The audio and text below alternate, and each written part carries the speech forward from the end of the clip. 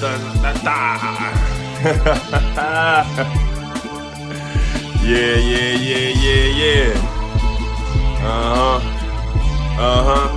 And we motherfucking back. You dig. Welcome to the Trill Talk Podcast with your boy, Dre Brown. You know what I'm saying? We here to give it to you the way you want it. It's the only way to give it to you. Shit. That's why we giving it to you. You dig? You know, man, doing this podcasting has been it's really therapeutic, right? But it's been challenging in so many aspects in my own personal life, right? So developing the content and coming up with the ideas and structuring the shows, it challenges me to really think about these things. A lot of things that we go through life that we don't think about and that we just move past, and we just go on through life with the normal rigors of life, working, kids, stresses, bills, money, all these things, right? And we don't get to think about some identifying philosophies that we have, or that we may have, or discover things or discover feelings that we've had. And that's one thing that this podcast has really been strengthening in my life, I always try to strive for it, but it's really been strengthening the stuff, strengthening things and kind of helping me evolve further on my journey, thinking about these things, because I don't want to get found being a hypocrite, you know what I'm saying? Or not standing on what I'm talking on, things like that. So, we was talking on the last pod, we was talking a lot about self, you being your MVP and respecting and protecting your energy and valuing your energy. You know what I'm saying? And in valuing your energy, it had me really thinking. And during this week, during my little, day-to-days and going throughs and the people that I've been talking to, stuff like that, I started kind of, in my personal, romantic. So this kind of goes both ways, romantic, professional, all that. Started thinking about the people that you have in your life, right? Are they actually in positions that they qualify for currently with the skill set or the performances that they've been turning in? Are they currently qualified for those positions that they're in, right? And it makes you really evaluate on an ugly standpoint, because you gotta get objective with it, because it's not a feeling, it's a decision, a observation, right? Is this person still performing the way that they did when they got the job, or they was deemed qualified for the job? They slack up, or are they just completely unqualified for the position? Are they just here for the sake of being here? And you never want to have that, because you're always going to want frustration, because you're asking a fish to fly. And that's not what that fish do. The fish don't fly.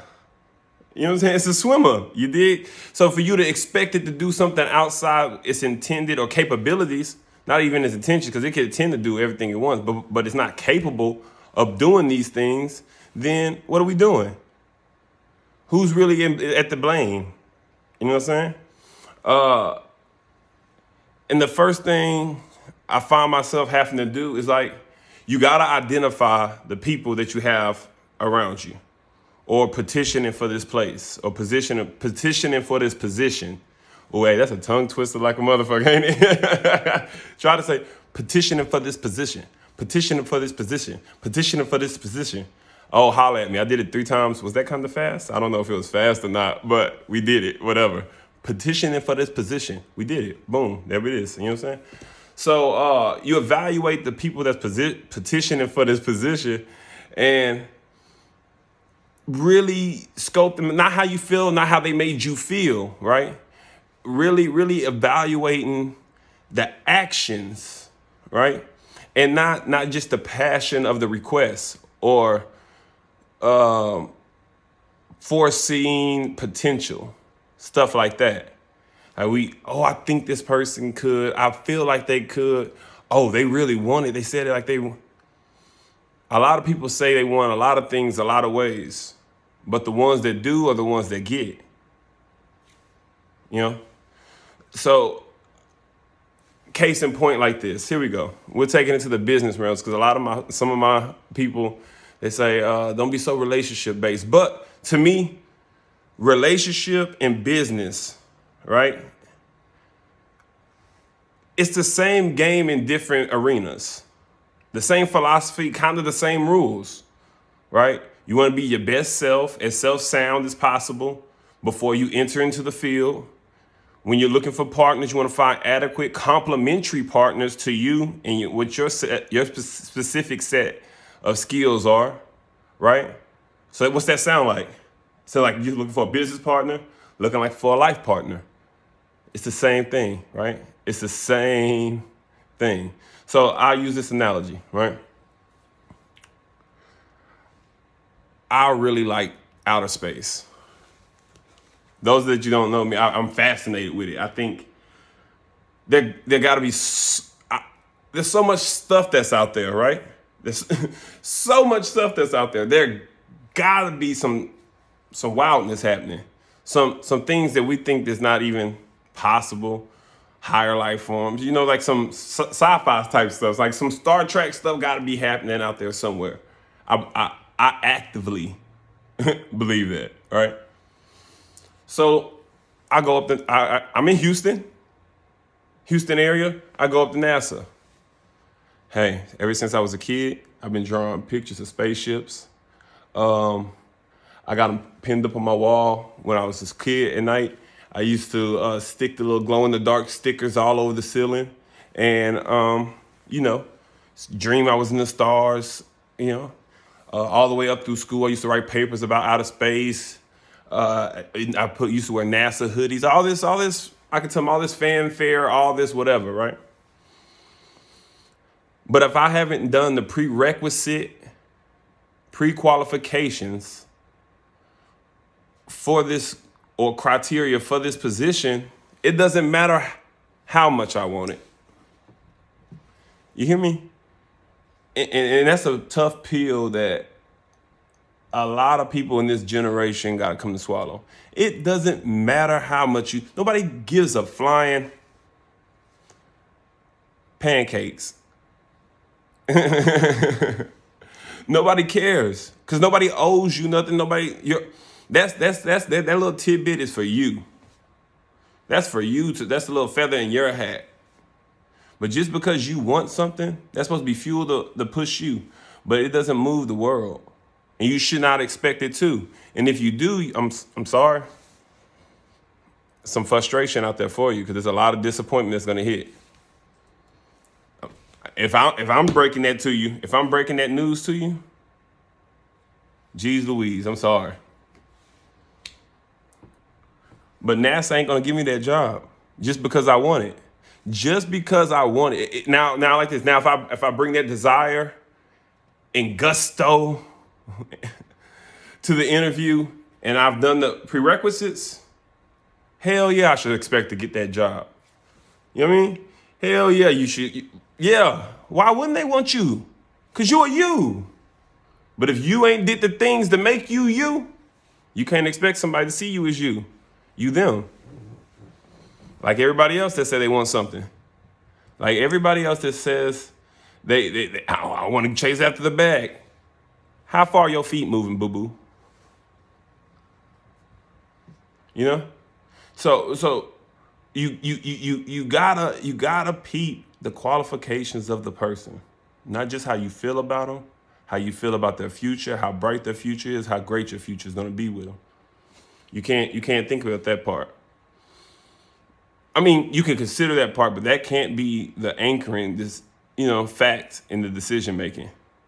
It can't be, because if I want to work in New York and I ain't got no way to get to New York, why would you hire me for the job? And if you hire me for the job and I can't get to New York, who's to blame? I feel like if you hire me and you know I can't do something, and you expect me to do something, and I tell you I can't do it, or you observe that I cannot do these things, and you continue to expect me to do them, shame on one. You know what I'm saying? Shout out to George Bush. You know what I'm saying? Because like this, your expectations can't be higher than somebody's capabilities. Because oftentimes we run into people whose desires outweigh their capability or their work ethic or their criteria of who they are. You know what I mean? Now let's take it to the relationship, the personal realm, right? You're dating a nice significant other, male, female, whatever your preference is. And y'all in the talking stage, right? That's my friend stage, right? You introduce them as your friend still. And then nobody gets fucked up because, it's my friend, we just friends, Now we a little bit extra, but we just friends. You ain't my man, woman yet, and they, if I had you let's back it up so the women can probably really feel this. They probably really can tap into this one. Jody all in your inbox. If I had you, he all on your text. If I had, he's showing you shit. He's shooting the DoorDash to your job. You know what I'm saying? Edible arrangements. You know what I'm saying? Not even having to show up, not expecting nothing. Right? And then they petition for this position, and then you know what I'm saying? Or my fellas, you have a woman that wants you to make her that only one, right? They want to be that exclusive thing, right? And before, she comes to the crib, she cooks, she clean, you know what I'm saying? All that. She don't do no tripping when you outside. All that, right? She ain't hitting the phone, texting, where you at? Who you with? FaceTime me, just popping up on the FaceTime. Talk to me. Just popping up on the FaceTime is low-level harassment and borderline assault. Call me what you want. That's how I feel about it. That's how I feel about it. Just popping up through the FaceTime.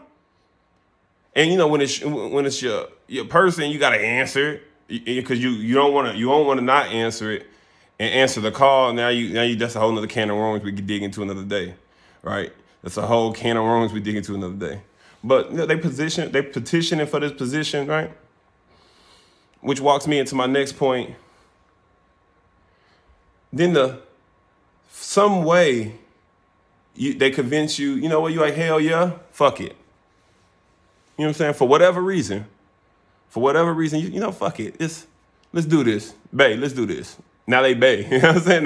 Now they bae. You know what I'm saying? My boy, the bae. You know what I'm saying? Slide just like that. So now you dealing with them. And just as quick as you let them get into that position and their agreed upon roles change, right? Walked in the office as an associate, left assistant manager. And in that little step, their whole personality changes. Entitlement ensues. Unsolicited lying. Lying for shit you ain't got to lie about. Hey, did you eat before you came home? No, I ain't eat. But you at the Burger King line. You know what I'm saying? I can see in a Burger King receipt. Like just dumb lying, right? Or now they misconstrue your woman as parole officer some way. Now don't get me wrong. Now there's certain behaviors or certain actions you have to accept if you done fucked up and you're trying to get back, you're trying to amend the situation. I get it when your girl slides into that parole officer vibe then. That's not what we talking about. We talking about it's all good. You was just the link.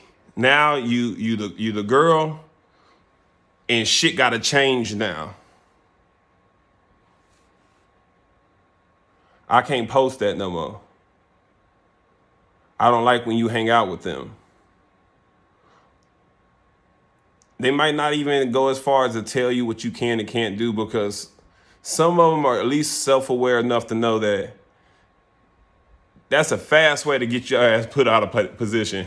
Tell me what I. And you on scholarship, and you about to think you about to dictate something.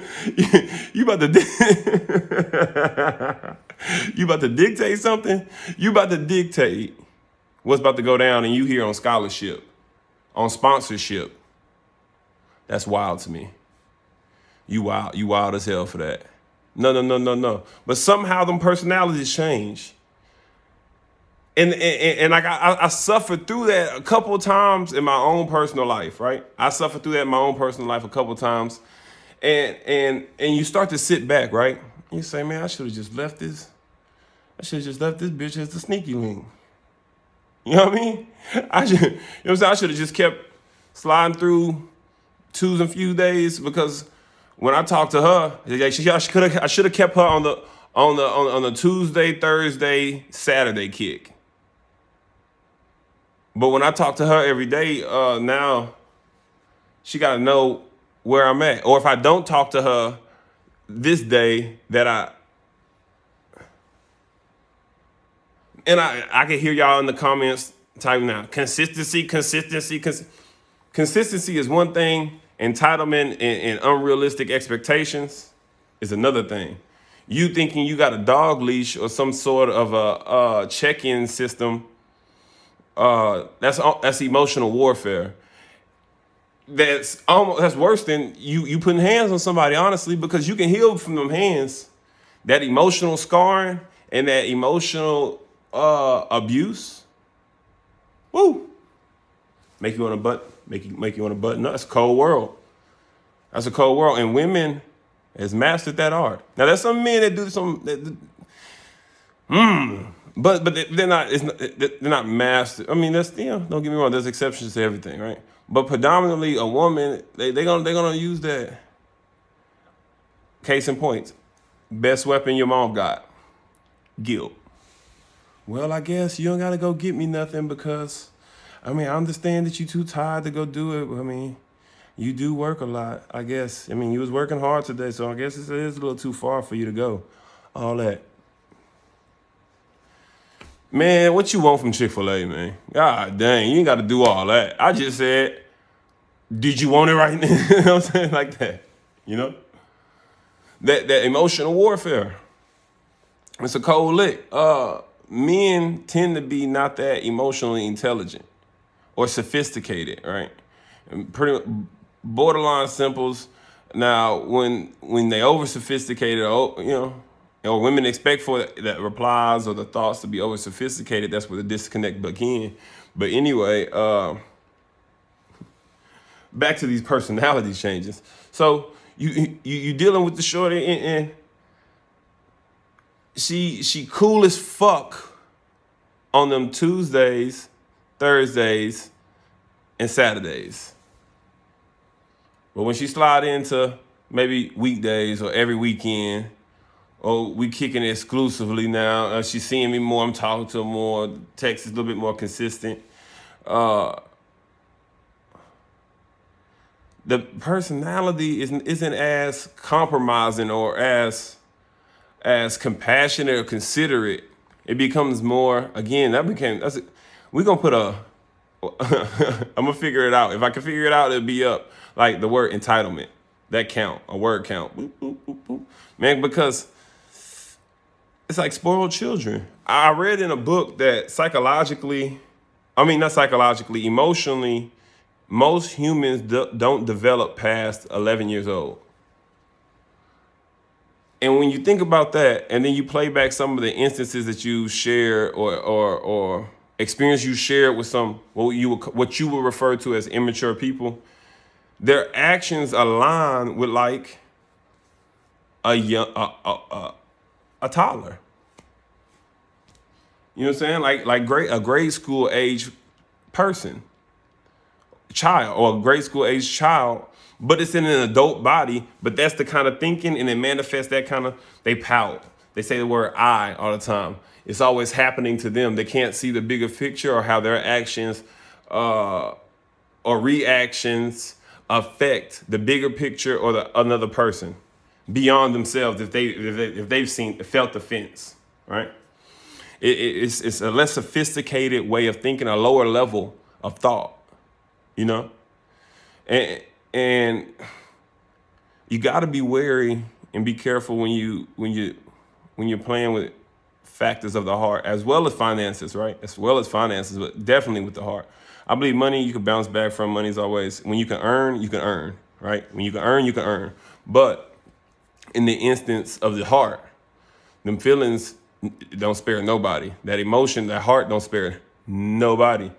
You would think that you was fine. You would think that you was okay, but for some reason you ain't ate in 3 days. For some reason you ain't slept in 3 days because of a person you had in a position that they wasn't supposed to be in or unqualified for, or became unqualified during their tenure. And we know we didn't have the heart to cut the strings because of that long tenure, past performances. But I don't believe that your past victories outweigh your current performance. One of my favorite songs, Rosa Parks by Outkast, in the verse of the great Andre 3 Stacks, you know, he say, an old lady told him in the verse, said, baby boy, you only funky as your last cut. You focus on the past, your ass to be a has what, right? And that rings true in a lot of different areas. Listen to Andre, the gospel talk by Andre Benjamin. You know what I mean? You know what I'm saying? My namesake. You know what I'm saying? Or I'm his namesake, however that goes. But shout out to Andre Benjamin if you perhaps listen to this. Mr. Benjamin, we love you. Friend of the show. Anyway, that's what happens when you have that person there and they're just there because they've been there for so long, but they're not performing in the capacity or to the expectation level that you have for yourself. Like you ain't getting that like you used to get, or that energy back, that fulfillment back. And whatever that fulfillment is, whatever that is for you, you ain't getting that back. But you can't cut ties. You can't let go because they've been there for so long and you got so much history of other past greatness that they have. But I think it was Janet, what have you done for me lately, right? And that rings true because you want to always, it's a continuous journey to get to know me and to be with me and to grow with me, because I'm continuing growing and I'm continually evolving and changing and I'm getting to know a new me every day. So you have to live like that too. I expect you to. That's an expectation. You should, because if you're giving that, everything that you give in a relationship, that's what you should expect back. Damn, that hurts something. If you ain't giving that, why is you expecting that? If you ain't giving that you take care of yourself on that high of a level, why are you expecting somebody to take care of you on that high of a level? Or if you ain't giving that high of a level consideration or care to your partner prior to, if you don't exhibit that initially, what are we doing? What you just want the one. Again, like me wanting to go work at NASA. Now, if you exhibit you can do this job, i.e. job history, or you exhibited this kind of behavior in your past relationships or past dealings, then okay, now we cooking with an air fryer. But if you just talking like, oh no, I could be a submissive woman because I know it's just I ain't met the right man to. So how do you know what you can do? How do you know what's the right man then?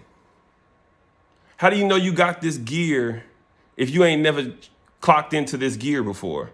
Fuck it, even if it turned out to be for the wrong one. And that's talking hindsight. But initially, everybody feels like the right one because that's why you with them. That's why you agree to the partnership. That's why you accept the investment of time. That's why you give the investment of energy. Because you deem, at one point in time, you deem this partner as complicit or competent. And let's do this.